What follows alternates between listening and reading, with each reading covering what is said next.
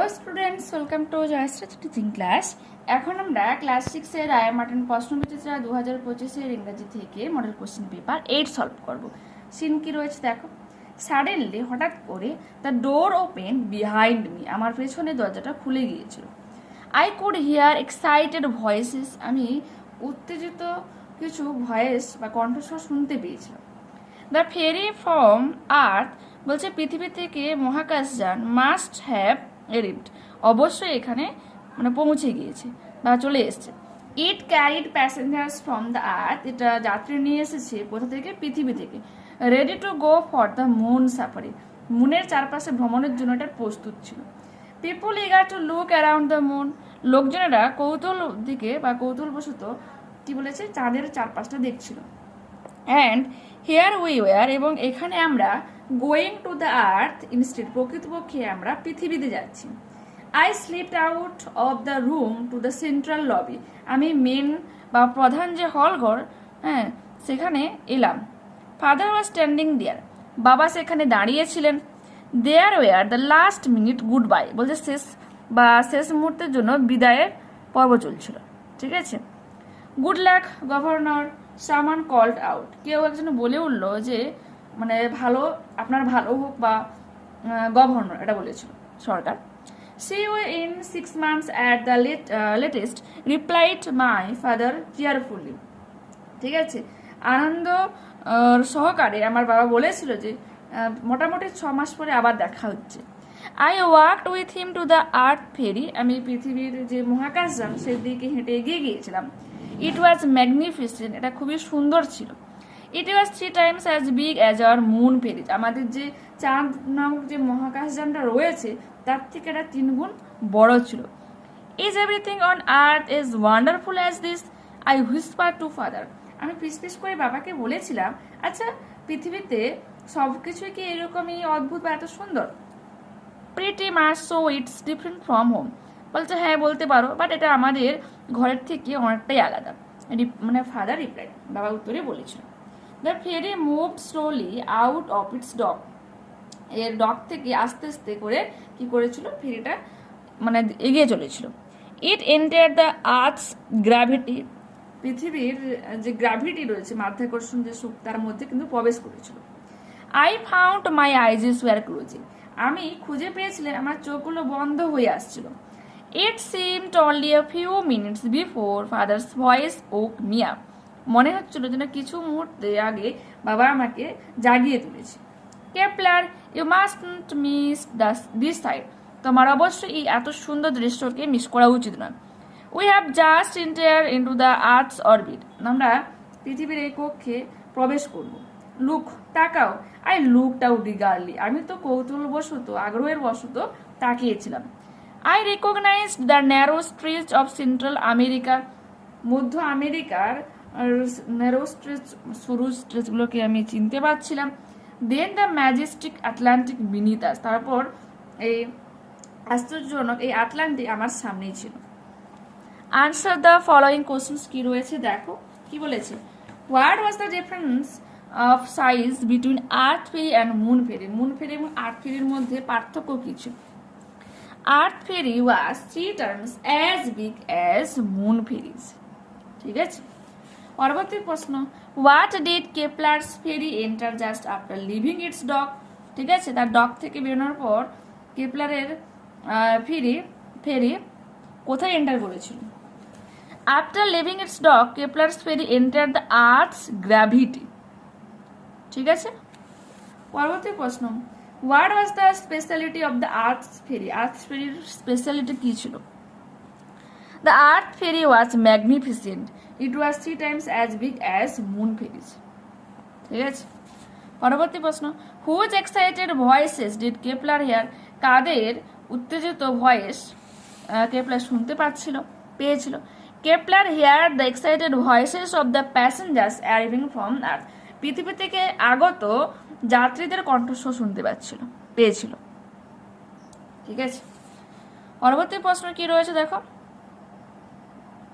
পরবর্তী প্রশ্ন রয়েছে, ওয়ার ওয়াজ কেপলার্স ফাদার স্ট্যান্ডিং, কেপলারের বাবা কোথায় দাঁড়িয়েছিল? কেপলার্স father was standing in the central lobby, ঠিক আছে, একেবারে প্রধান যে হলঘর সেখানে দাঁড়িয়েছিল। ট্রু ফলস রয়েছে দেখো, suddenly the door in front of the narrator's open, হঠাৎ করে ন্যারেটরের সামনে দরজা খুলে গিয়েছিল, সামনে দরজাটা তো ফলস হয়ে যাবে। Suddenly the door open behind me, আমার পেছনে দরজা খুলেছিল। Kepler and his father will take half of the year to stay on earth, পৃথিবীতে প্রায় 6 মাস, অর্ধেক বছর থাকবে কেপলার এবং তার বাবা। True, see you in 6 months at the latest, replied my father cheerfully, 6 মাসের মধ্যে সে থাকবে, আর 6 মাস পরে আবার তাদের সাথে দেখা হচ্ছে, এটা বলেছিল। এ থেকে আমরা বুঝতে পারি যে তারা 6 মাস পৃথিবীতে থাকবে। The moon ferry was 3 times as big as the earth's ferries, তো রং হয়ে যাবে, ইট was 3 times as big as our moon ferries, পৃথিবীর যে আর্থের ফেরিটা বড় ছিল, নট মুন ফেরি বড় ছিল, ঠিক আছে। ওকে, পরবর্তী পেজে দেখো। Kepler's father was the governor of moon, চাঁদের সরকার ছিল কেপলারের বাবা, তা হয়ে যাবে কি ট্রু হয়ে যাচ্ছে। এবং এর সাপোর্টিং স্টেটমেন্ট আমরা এটা দেব, good luck governor someone called out. পরবর্তী প্রশ্ন রয়েছে, the ferry moved very fast with a hitch, এটা হয়ে যাবে তো false, the ferry moved slowly out of its dock, ঠিক আছে, ধীরে ধীরে এগিয়ে যাচ্ছে। এরপর আছে complete the following sentences with information from the text.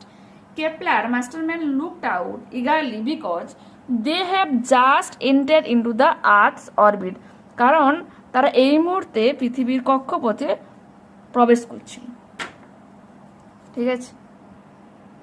বুঝতে পারছো এখানে একটু পেজটা মুড়ে গেছে, এখন লাইনগুলো কিন্তু টেক্সটে পেয়ে যাবে, তো এখানে হ্যান্ডরাইটিং বুঝতে প্রবলেম হলে টেক্সটে একটু লিখে নিও, বলে তো দিলাম। Our ferry takes passengers from earth to the moon for the moon safari, ঠিক আছে, মুন সাফারির জন্য লোকজনের মানে যে ফেরি প্যাসেঞ্জার্সকে নিয়েছিল কোথা থেকে, পৃথিবী থেকে। কেপলার্স father was standing in the central lobby, full stop দিয়ে দেবো, ফুল স্টপ আছে জন্য দিইনি এখানে। চুজ দ্য কারেক্ট আনসার, দেখো কি রয়েছে, goodbye to the moon is a science fiction, option number C হয়ে যাবে সঠিক উত্তর। The writer of the story কি হয়ে যাবে, Monica Hughes. I could hear excited voices, option number A হয়ে যাবে সঠিক উত্তর। আনসিন প্যাসেজটা রিড করছি, একটু মন দিয়ে শুনে নাও। দ্য সং জনগণ Mana composed originally in Bengali, বলছে এই যে গান রয়েছে জনগণ মন, যেটা হচ্ছে সত্যিকারে বাংলাতে লেখা হয়েছিল, কার দ্বারা, বাই রবীন্দ্রনাথ ট্যাগর, রবীন্দ্রনাথ ঠাকুরের দ্বারা লেখা হয়েছিল। Was adopted in its Hindi version, এবং এটা মানে গৃহীত হয়েছে হিন্দি ভাষায়, by the government as the national anthem, জাতীয় সঙ্গীত হিসেবে কে গ্রহণ করেছে, সরকার, মানে ভারত সরকার। অফ জনগণ অন জানুয়ারি 24, 1950, কত সালে সেটা, 1950 সালের 24শে জানুয়ারি। It was first sung on December 27, 1911, 1911 সালের 27শে ডিসেম্বর প্রথম এই গানটা গাওয়া হয়েছিল, কোথায়, at the Calcutta sessions of the Indian national Congress, ঠিক আছে। The complete song consist of 5 stanzas, 5টা স্ট্যান্ডার রয়েছে পুরো গানটার মধ্যে। The full versions of the national anthem takes nearly 52 seconds to sings, বলছে পুরো যে ভার্সনটা, যে 5টা স্ট্যান্ডার রয়েছে, পুরো স্ট্যান্ডারটা যখন আমরা গান করি তখন কত সময় লাগে, 52 সেকেন্ড লাগে। আর shorter versions consisting of the first and the last lines takes about 20 seconds to sings, কিন্তু শর্ট ভার্সন রয়েছে, শর্টার ভার্সন কি রয়েছে, পুরো মানে প্রত্যেকটা যে তোমার স্ট্যান্ডার রয়েছে সেই স্ট্যান্ডার প্রথম লাইন এবং লাস্টের লাইনটাকে নেওয়া হয়েছে, ঠিক আছে। তো টোটাল হচ্ছে কতগুলো লাইন হয়ে যাবে, 10টা লাইন, তাই তো। সেটা কত সময় লাগছে, 20 সেকেন্ড সময় লাগছে। The song Bande Mataram written in Sanskrit by Bankimchandra Chattopadhyay has an equal status with Janagana Mana, বলছে জনগণ মনের মধ্যে, মানে জনগণ মনের মধ্যে ততটা ইকুয়াল স্ট্যাটাস রয়েছে, কোন গানটা, বন্দে মাতরম, কে লিখেছিলেন, বঙ্কিমচন্দ্র চট্টোপাধ্যায় সংস্কৃতে লিখেছিলেন। এটা সাং, এটা গাওয়া হয়েছিল ফার্স্ট ইন দ্য 1896, 1896 সালের প্রথমবার জন্য এটা গানটা গাওয়া হয়েছিল sessions of the Indian national Congress, ঠিক আছে। It was a source of inspirations to the people in their struggle for freedom, বলছে এটা কিসের উৎস, বলছে স্বাধীনতা সংগ্রামীর যে স্ট্রাগল করেছিলেন সেই মানুষজনের মানে তাদের যে ইন্সপিরেশনস, যে সোর্স, ঠিক আছে, কোন গানটা? এই বন্দে মাতরম। ঠিক আছে, complete the following sentences with information from the text. দেখো কি বলেছে, time taken by the shorter versions of the national anthem is, বলছে ছোট যে ভার্সন নেওয়া হয়েছে ন্যাশনাল অ্যান্থেম, যে আমাদের জাতীয় সঙ্গীত রয়েছে, কত সময় নেয়? About 20 seconds. Vande Mataram was first sung in, Vande Mataram গানটা কখন মানে গাওয়া হয়? যেখানে রয়েছে the 1896 sessions of the Indian national Congress, এটা এখানে লিখেছি। Fill in the chat with information from the passage. Our national anthem কি হিসেবে? Jana Gana Mana, composed by Rabindranath Tagore, originally language of composition, মানে যে আসল যে ভাষাতে লেখা হয় Bengali. Time taken to sing the full version, পুরো ভার্সনটাকে গাইতে সময় লাগে 52 সেকেন্ড। নাম্বার অফ স্ট্যান্ডে, কতগুলো স্ট্যান্ডে রয়েছে? 5। গ্রামার অ্যান্ড ভোকাবুলারি দেখে নাও। She wrote a letter, rewrites the sentence using past continuous. কি হয়ে যাবে? She was writing a letter, সে একটা চিঠি লিখছিল। দিস পিকচার ইজ মাইন, ঠিক আছে, এটা এই পিকচারটা, এই ছবিটা কি আমার। My uncle will arrive tomorrow, adverb মানে আন্ডারলাইন করতে বলেছে এবং কি ধরনের সেটা তোমাকে বলতে বলেছে। টুমরো হয়ে যাবে অ্যাডভার্ব অফ টাইম বোঝাচ্ছে। The boy drew a picture, rewrite the sentence using future indefinite tense বা সিম্পল ফিউচার টেন্স। কি হয়ে যাবে? The boy will draw a picture, বালকটি একটা ছবি আঁকবে। ঠিক আছে, এরপর কি রয়েছে?